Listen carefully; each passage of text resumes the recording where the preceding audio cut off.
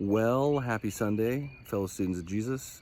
Today's the first day that I'm doing this or that some other student leader will do this, but on Sunday afternoons, I want to either have me or a different student leader or a student do a short little interaction reflection on Tim's message that was posted at 10 a.m. on Sundays on Facebook Live. I'm tremendously excited about this. Obviously, we want to go back to church and meet together in person.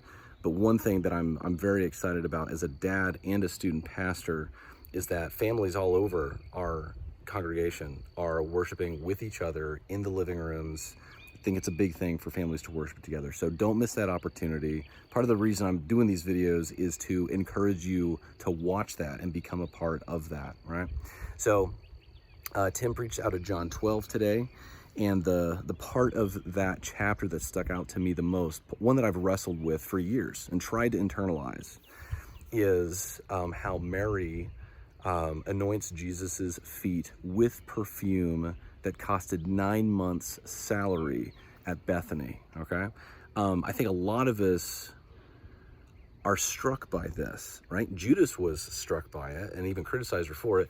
But that was just because it meant that there was less money for him to steal, right? He was offended because he was, taking money out of their corporate bank there.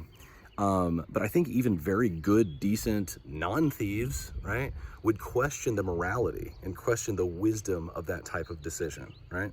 So for instance, my my grandparents were immigrants from Finland, and my grandma's parents, she was a cook in New York City, and her husband was a chauffeur and butler, and they were doing everything they could to save everything, right? That's kind of the immigrant story. They work all the time and save everything.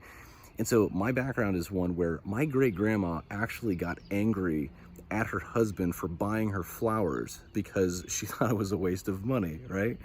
And even in times like this where everybody's buying up all the toilet paper, and for once some of us are beginning to experience a scarcity mentality, we might ask, what is really wise, right, when it comes to using our stuff? That being said, in this particular case, I really think that we could say that wisdom is knowing what's actually valuable, right? One thing we say to the students often on Wednesday nights is that the most important human skill is to know the difference between a trap and an opportunity. Rabbi Sachs said that to know what's really valuable and what's not, right?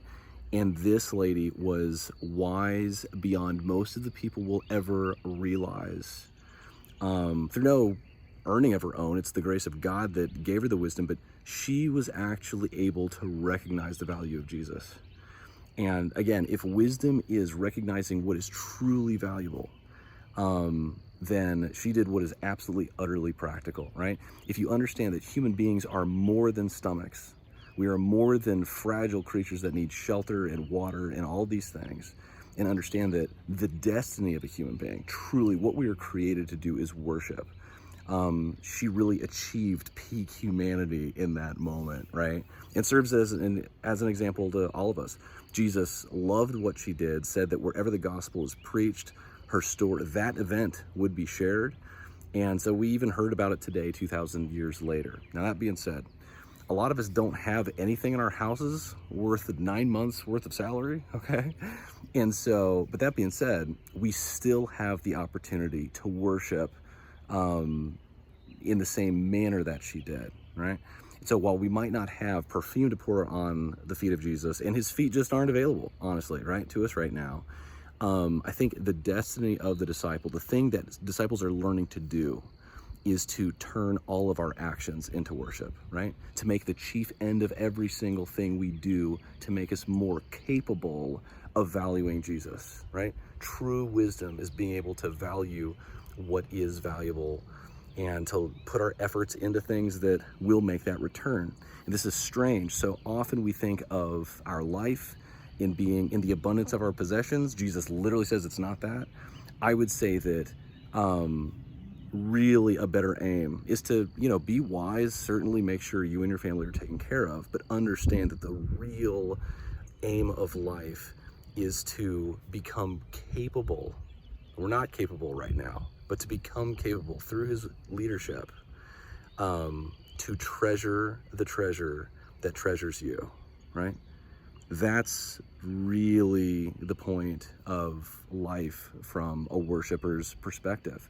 If God is more enjoyable than all he has made, if God is better than all he has made, if Jesus says, seek first the kingdom and everything else will be added to you, then we got to do our chores. We got to take care of things, but we can absolutely understand doing our chores and take care of things as a way of aligning our character to treasure Jesus more so that we can have more joy in him, right? This is what really glorifies him. It's the best thing that can happen for us. It's the best thing that can happen for neighbor. We were built for this.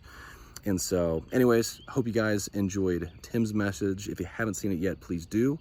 And I used to say, be good, wear your seatbelts and have fun. But now that there's no reason to wear your seatbelt, I'll just say, be good, wash your hands and have fun. All right. Love you guys. We'll have our small group meetings on Wednesday evening. Peace.